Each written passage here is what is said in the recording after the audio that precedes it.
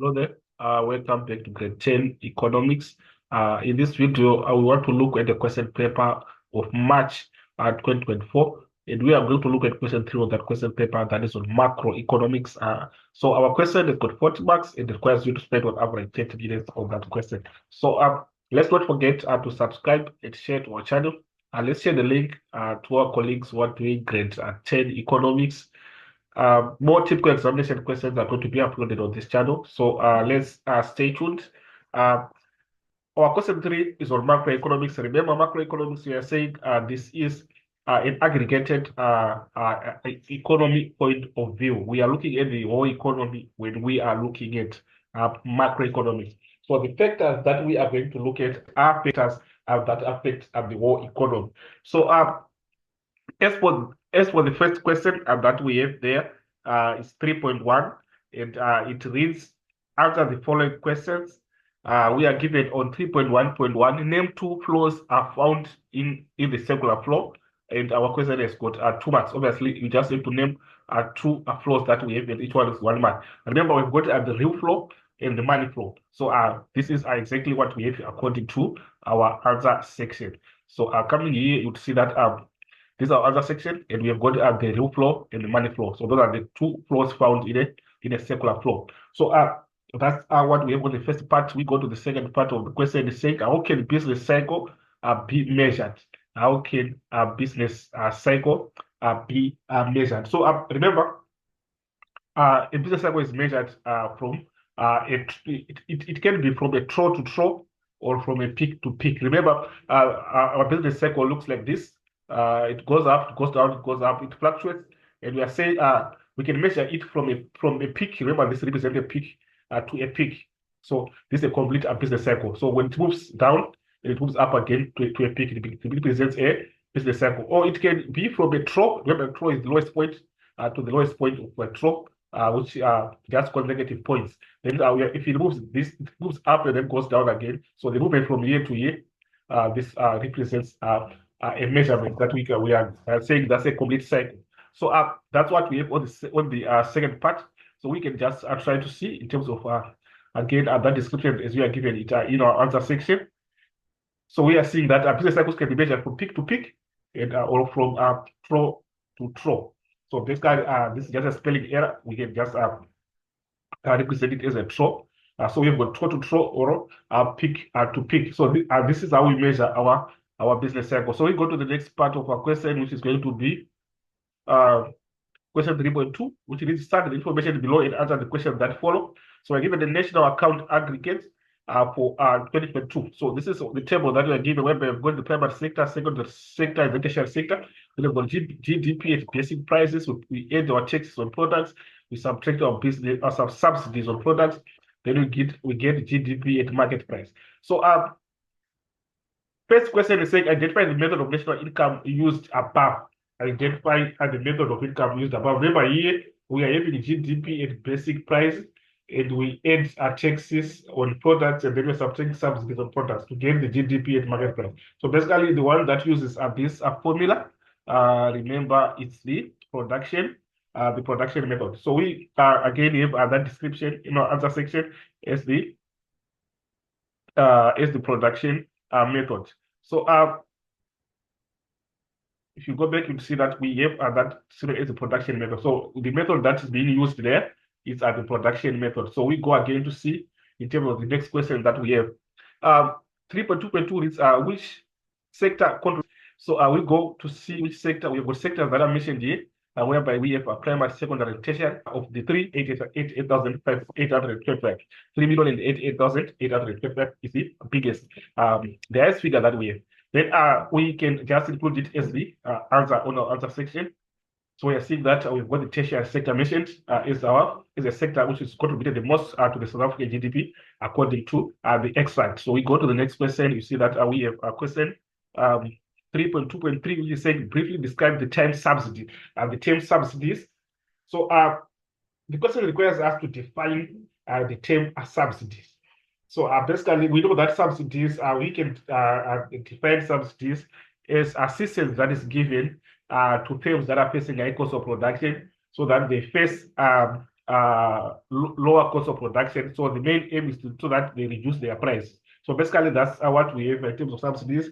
We can also try to define subsidies as the sum of money granted by the state or a public body to help an industry or a business to keep the price of a commodity or service low. So basically, the main aim of a subsidy is to keep the price of a good or service low.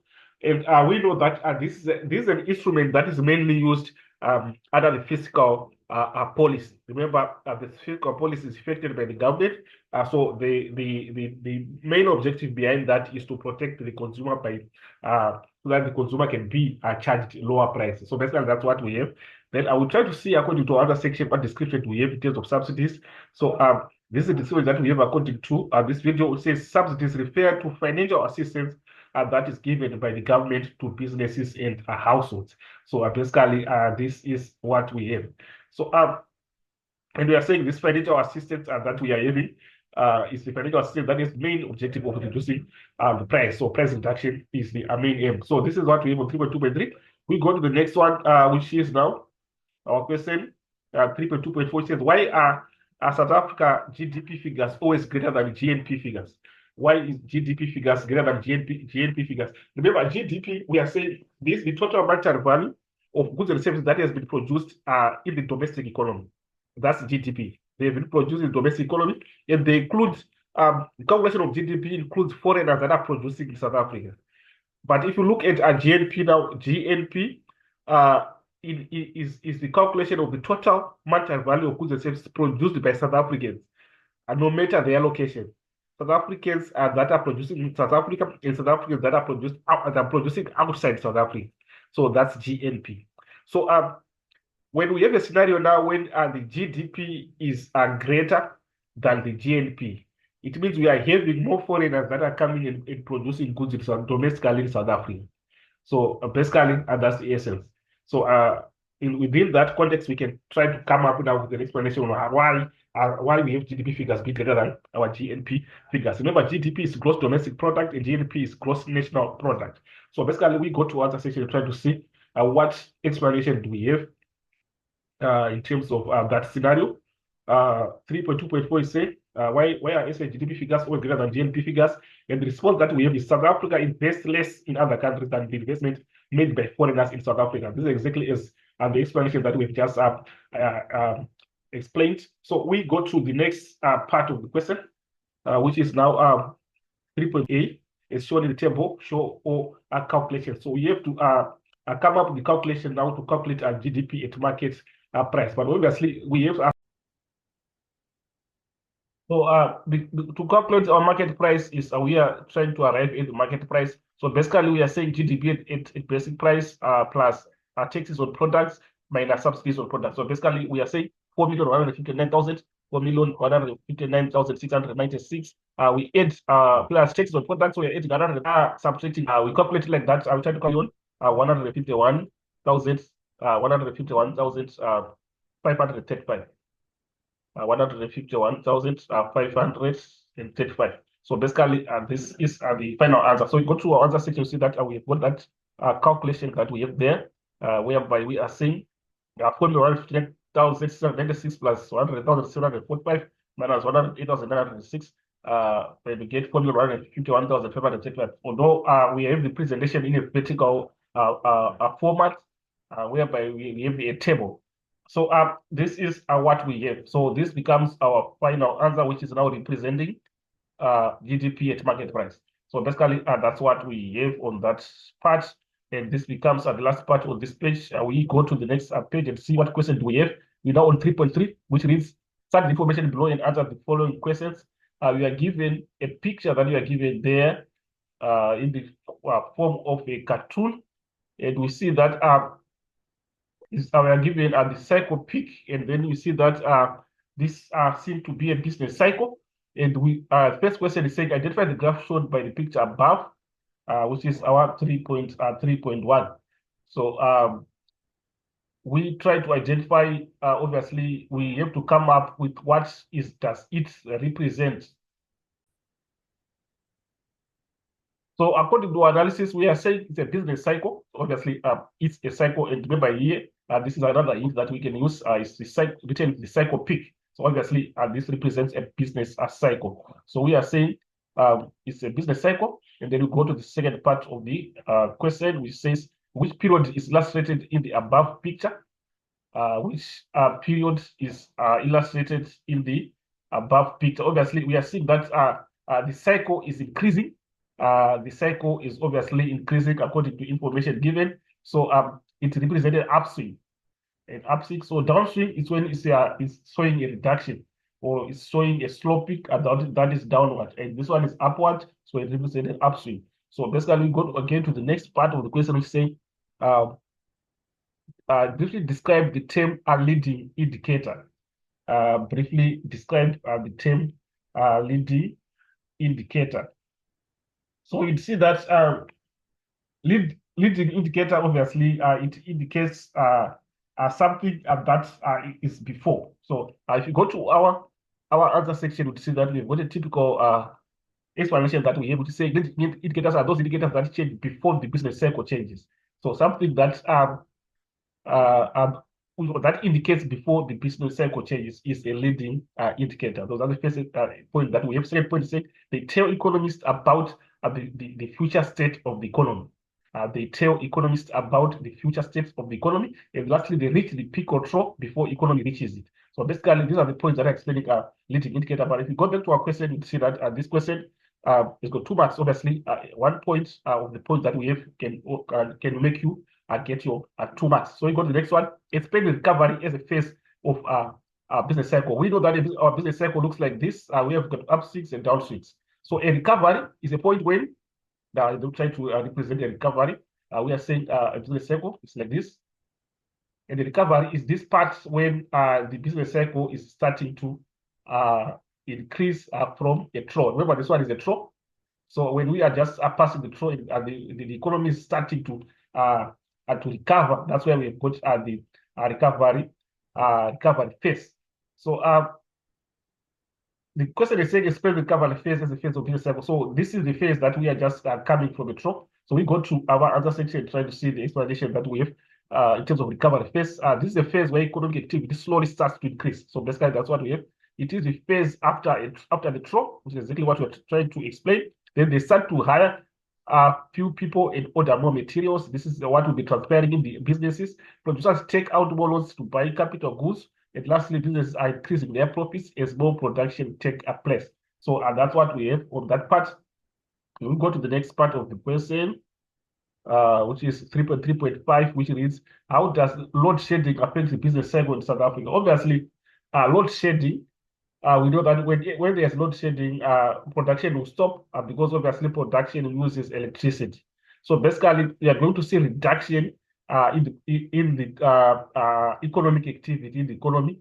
Obviously, it's going to negatively affect the operations in the economy, and obviously total output also will be decreased. So this is within that context that we are going to explain how load shedding affects the business cycles in South Africa. So basically, we go and try to see in terms of our answer section, what do we have? Try to see what explanations do we have according to this video.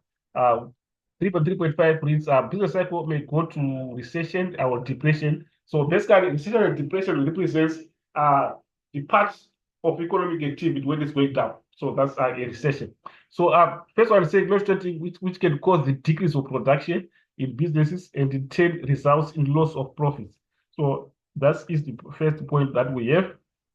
And then we go to the next one, businesses that may shut down as they cannot bear the cost of replacing electricity with the diesel. So basically, I was saying also we are going to see businesses are closing down operations because of maybe they are now making losses because they are not producing. So obviously, they have to cover their fixed costs. So at the moment that they cannot cover their fixed costs, obviously they are going to shut down. So this is what we have. The next one is saying public sector losing taxes as businesses shut down. Obviously, also these businesses, if they shut down, they are no longer going to pay taxes because they are no longer operating. So obviously, it's going to negatively affect in terms of revenue collection. So this is what we have. The next point is saying households may be retrenched in some sectors of the economy. Obviously, the cost of production cannot be covered because they are not selling, they are not producing. So obviously, they are going to retrench, so that they reduce the cost of production by retrenching workers. So basically, this is what we have on 3.3.5. Then we try to see in terms of 3.4, which you have a question which says discuss exogenous factors as a cause of business cycle. But exogenous factors, we know that when we are talking about exogenous factors, these are external factors that affect the business cycles. External factors that affect the business cycles. So the question requires us to discuss exogenous factors as a cause of a business cycle. So how do they affect our business cycle? So this is exactly what our question is asking us. So first point is saying exogenous factors are external factors that affect the business cycles.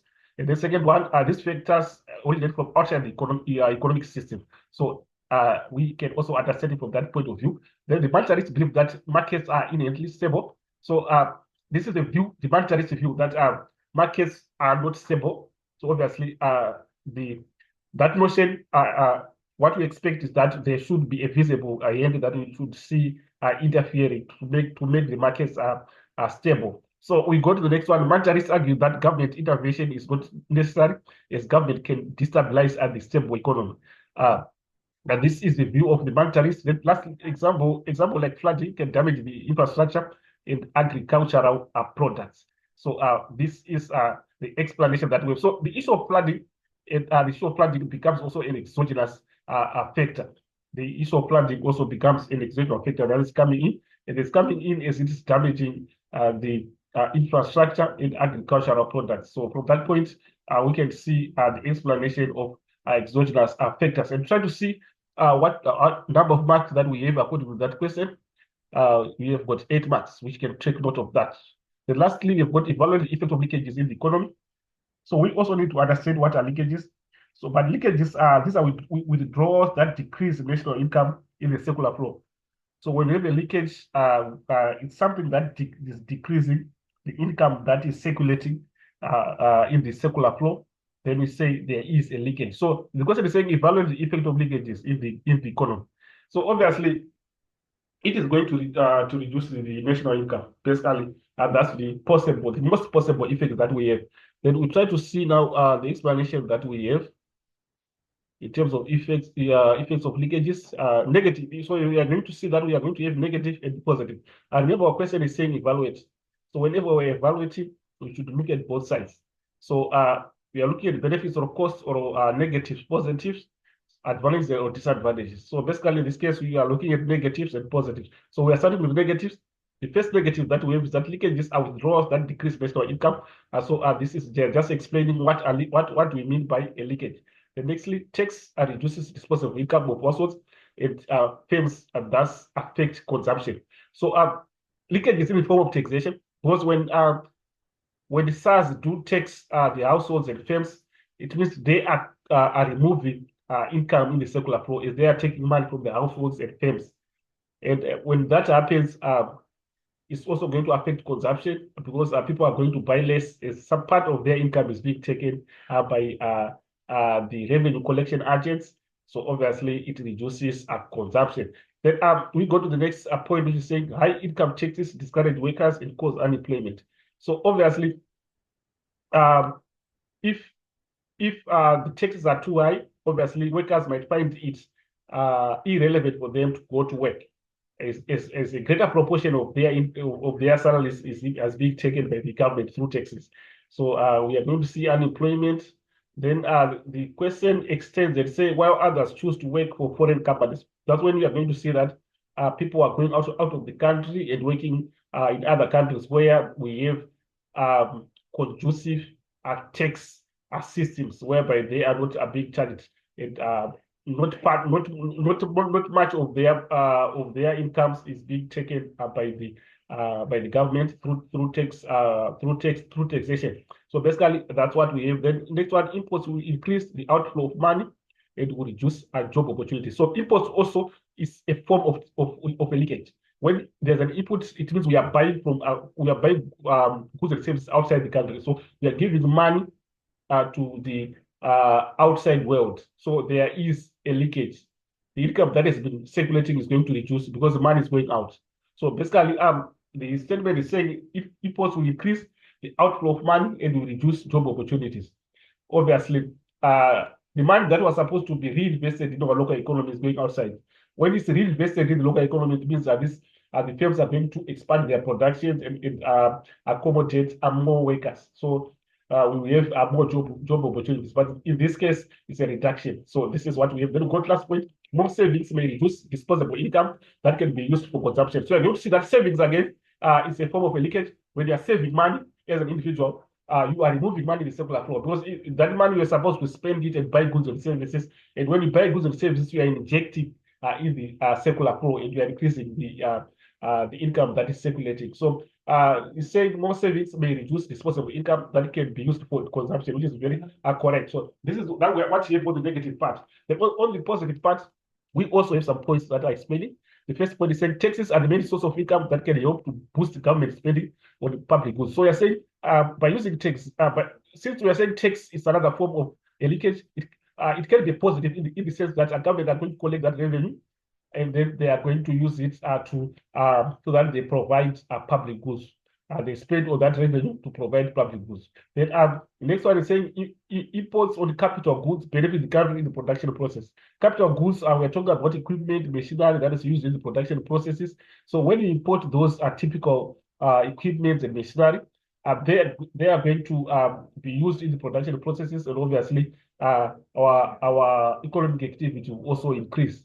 Efficiency also in terms of maybe acquiring modern equipment from the outside world, from foreign countries, and we use those modern equipment to produce better goods, and we produce in the lowest possible cost in the production processes. So this is what we have on this point.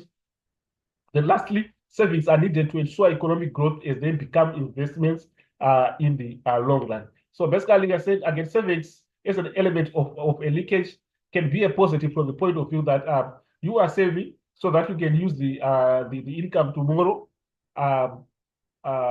You can use the income tomorrow, so it will come as an investment form that you are saving it and use it in the future.